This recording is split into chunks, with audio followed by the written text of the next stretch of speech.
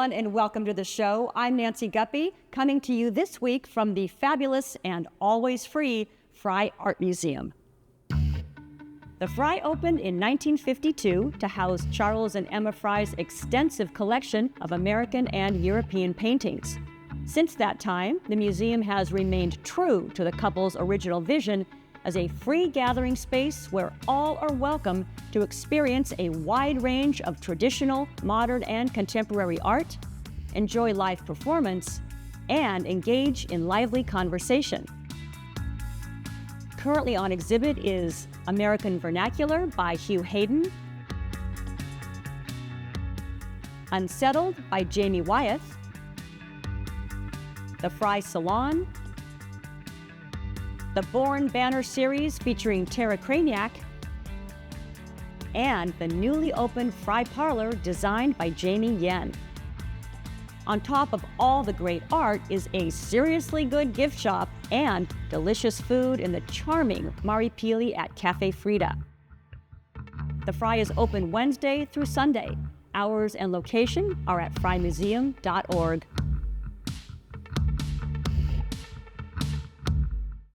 We've got a terrific lineup, including I can stand a lot, that's been proven true. Songwriter and storyteller Willa Barnett. I want to express art. I want to tell stories. I want to make people feel less alone. And a brand new record from Tekla Waterfield and Jeff Fielder.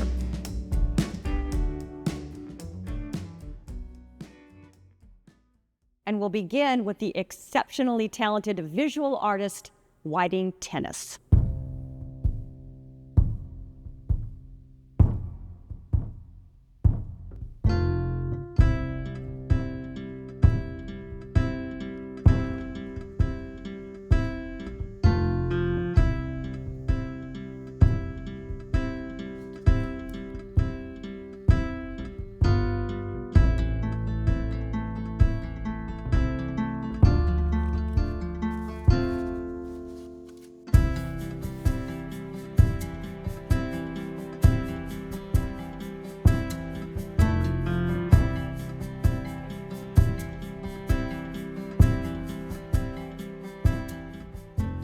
There's this feeling of like anything could happen, and it's a beautiful concept that with the materials and with what you know and with the time that you have, you can make something that comes out of the moment. And that magic or that sense of possibility is something that I've noticed lately where I just go, wow, it's just being in awe of that impulse.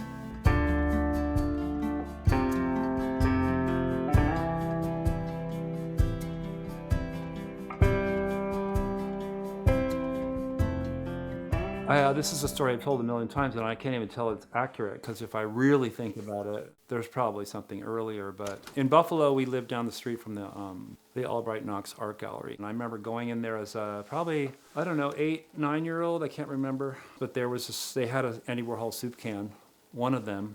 I stood in front of it, and I looked at it, and I thought, whoa, I love that. By the time I was in high school, I was hanging out in the art room at Garfield, and I was burning and printing the screens for posters and T-shirts and all that for Garfield, the Bulldogs, the spaghetti chicken dinner, all this stuff. And I think that I was starting to be identified as an artist because I was in there in the art room printing. At some point I ended up at the U as a junior, and then I had to declare my major, and I thought, okay, I'm just going to go into painting. I hadn't ever made a painting. I was a junior in college. Someone like me, you stumble into it, and next thing you know, you're having shows, making art on demand with deadlines, and you're trying to come up with themes, and you're trying to work with your materials, and there is an arc to doing it out of impulse and necessity, and then there's this grace that happens at someone my age where you can feel the excitement of having a moment with my studio, and I'm in front of a paper, or I'm working on a canvas. The idea is that you're going to go into the studio and break the bounds of those limits and do something that's spectacular that even you would be like, oh my God, I didn't think I could do that. That's the whole idea. I can feel the challenge. What kind of things do I have to do today to outdo my own limited skills? And it can be intimidating. So that's when I started, when I do the postcards in the morning, I often go in and I take a glance at the painting and I go over to my postcard desk and make a few silly little things. And then sometimes I'll make one or two, and then one of them will turn out really cool, and I'll have a tiny little surprise, like, wow. And then you take that little bit of confidence, happiness, whatever, and leverage it as you face the painting. Now it's a postcard project, but initially it was like my friend Steve and I would send postcards whenever I was somewhere else. It was so regular that it became this thing where it became part of the ritual of starting to make work. So I've been sending him postcards for 30 years now, and we're like over 600. When you can let go of the fear of making a really large error, that opens up all sorts of really good possibilities. If I'm lost about like what the next move is, I will at some point just make a move. You're wrong like more than half the time, way more than half the time. It's always a trial and error, mostly error, and then the good things happen in recovery. It's not what I planned, it's just better. From the Chesapeake to the streets of New Haven, I've spent 10 times what I've been saving. From Montauk to the Indian Mounds, I've lost 10 times what I have found.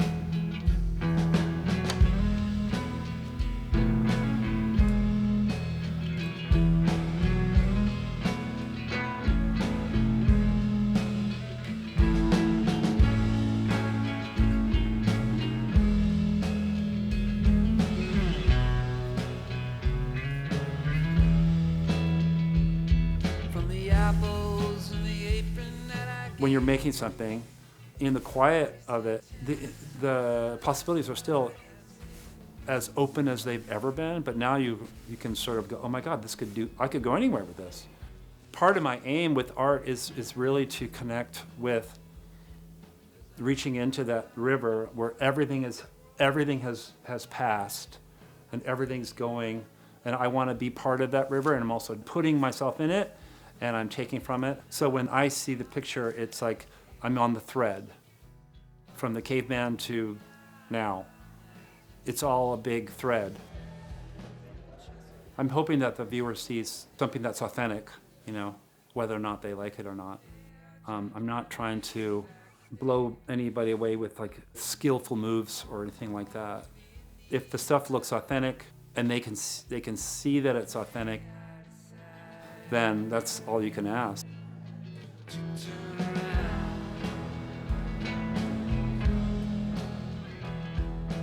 Whiting's solo show, Refuge, runs now through November 1st at Grey Kucera Gallery in Pioneer Square.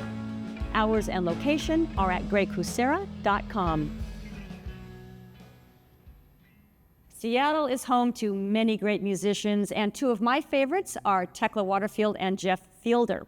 Their new record, Mother Mind, is a collection of beautifully crafted songs that loosely document Tekla's struggle with postpartum depression. Well, here they are from Alki Arts Gallery in West Seattle performing Keep It Up Beat.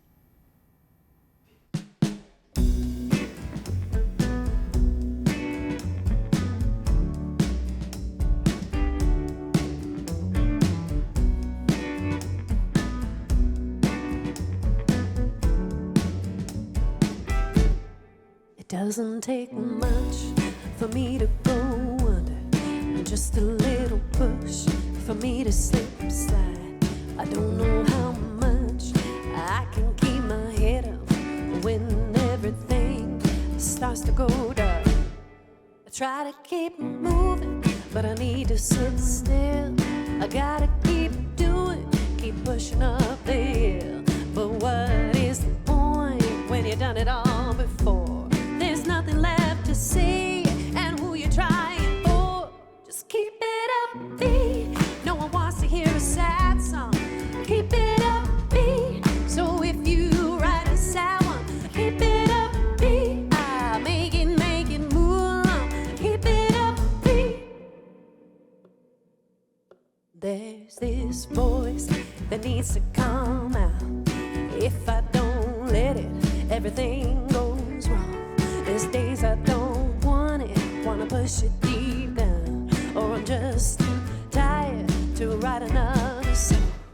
The same voice says, ooh, you got some nerve, you can really keep me quiet. I'll bubble up and burst till you let me out. Say what I need to say, I'll be sitting on your shoulder, and I'll be heavy the whole way. So keep it upbeat, no one wants to hear a sad song. Keep it upbeat, so if you write a sad one, keep it upbeat. Make it move along. Keep it upbeat.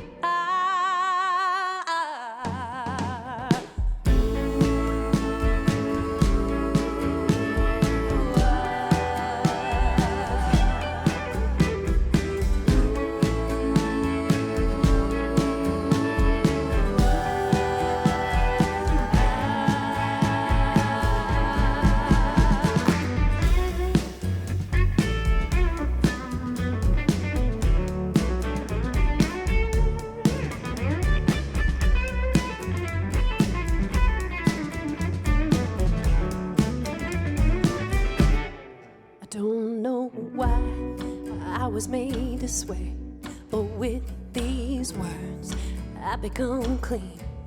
And today's a better day, but the battle's never over. It might be for a while.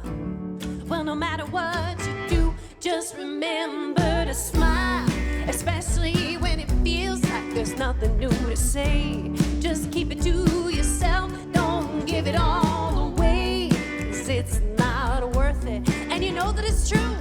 So just let it all go and be sure that you keep it upbeat. No one wants to hear a sad song. Keep it upbeat, so if you write a sad one, keep it upbeat. Make it move along. Keep it upbeat. Keep it upbeat. No one wants to hear a sad song. Keep it upbeat, so if you write a sad one, keep it upbeat. Make it move along. Keep it upbeat.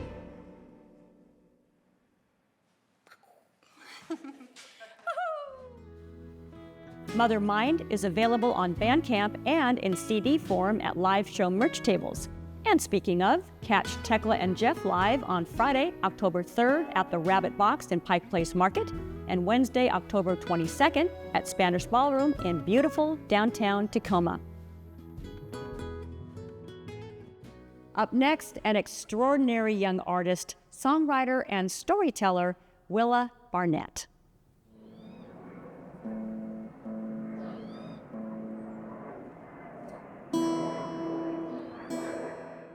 I am an only child, and I was born to a two-mom household. My moms wanted to have 4 kids, but they like to joke that I was the medical bill of 4 kids. So I was born with something called VACTERL. It basically means you're missing a bunch of stuff. It's congenital, so they don't know if it's genetic or if it happens in the womb.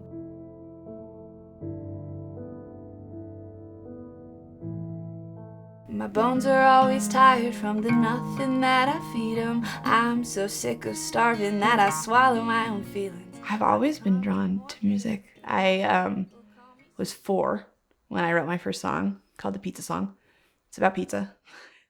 And I really wanted to play piano. And when I was 5, I begged and begged to play. And because of my fingers, and I was so fresh out of having hand surgery, that my moms were really scared that if I started and I couldn't do it, that I would get really discouraged. But then my other mom got me a piano in secret and let me start learning. But I've always been interested more in composing because I think it gives me a way to feel my feelings that I wouldn't normally, put into the world. I don't know how to say this with a smile. It's closing time, and I'm still falling to pieces. I'm tired of acting like it's alright. There are once in a lifetime kinds of bleeding. Of course I'm scared, I'd be lying if I wasn't. They sat me down, said I've got problems by the dozen, drew a map of what they want from me. To cut me open, be light as a feather, break my bones, then put them back together. You'd be asleep, wouldn't feel a thing, but I feel it all. I feel it all. The Moth Story Slam was actually an idea that my physical therapist hatched me, because I was telling her about these stories, and she was like, you know, this is crazy, like this is good stuff. And she knows I'm a performer and I do music, and she said, have you ever thought about storytelling at like the Moth? They do these story slams in Seattle. I am about to be in a story slam, which I just learned was a competition. I did not read the fine print. I have a 5-minute, 40-second story about surgery that I went through technically 19 months, but who's counting ago. And I have my scar out so that people can believe me, because I'm really scared of that. And I've never shared this story that publicly outside of writing music about it. But I am trying to embrace it because my therapist told me this was more, I think, what did she say? Like it was a better modality than screaming into my pillow at night. So here we go. And please keep your applause going. Keep it going for Willa. Sometimes in life you're the fruit, and sometimes in life you're the ninja. And I, for the past 2 years, have been the fruit. I think what I went through is really traumatic, and everyone keeps telling me like the fact that you survived should be enough, and it's not for me. It's not enough. I want to express art. I want to tell stories. I want to make people feel less alone because of what I've gone through. I don't think that surviving is a good enough reason to be here. So I hopped on to what would become the weirdest Zoom call of my life. It was a team of surgeons who had a photo pulled up of my insides and then a model of what they wanted to do to my insides. They proposed a jejunal interposition, which, if you're unfamiliar, I was, is where they take a portion of your jejunum, which is your small intestines, like right around here, and they pull it up and they make it your esophagus. Later that day, we're in the car. The head surgeon calls me. He goes, "Hey, Willa, we have a spot on Tuesday of next week. I highly suggest you take it." And I said, and I quote, "But I'm going to be in Vegas with my boyfriend." Because I was going to be in Vegas with my boyfriend. And he says, "Well, Vegas can wait."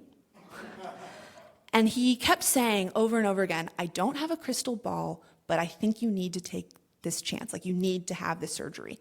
6 days and a will later, I did go to Vegas. I make it straight from the roulette table to the operating table.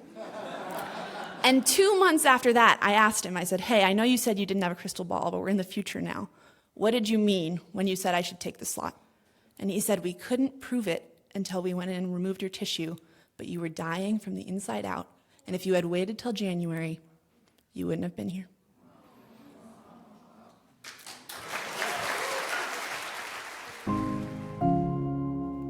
My boyfriend and I just finally moved in together. We met in college, and he was a grade below me, and so he had a year to finish, and then he was gonna move to Seattle.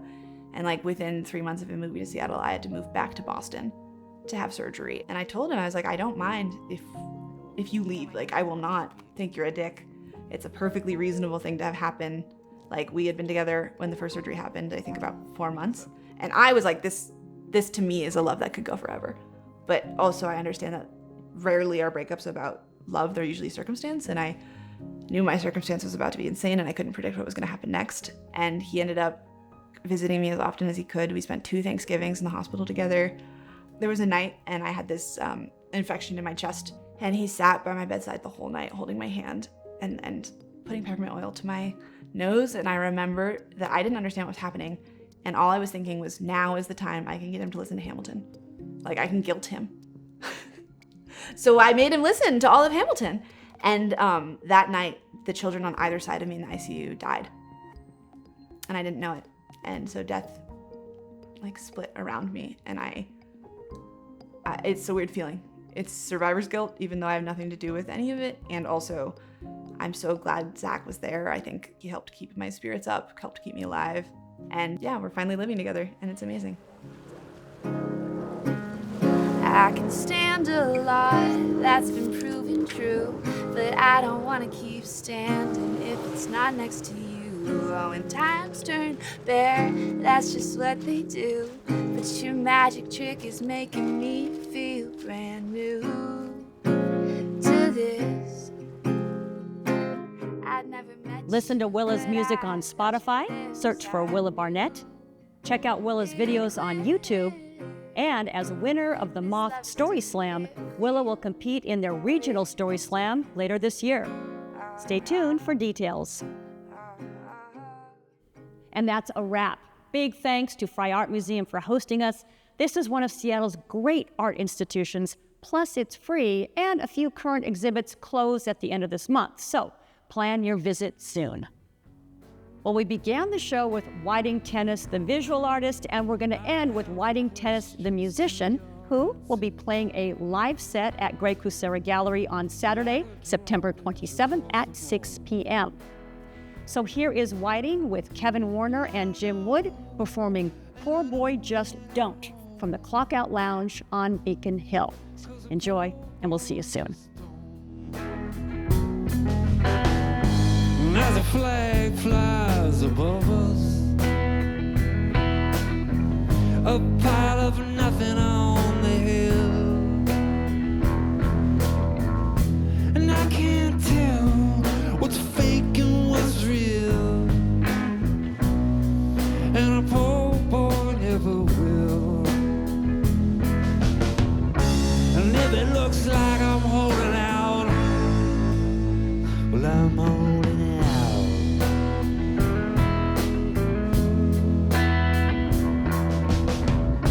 And if I act like I'm losing out, it's 'cause God damn it, I'm losing out. I have the questions to your answer, like a drawbridge across the moor.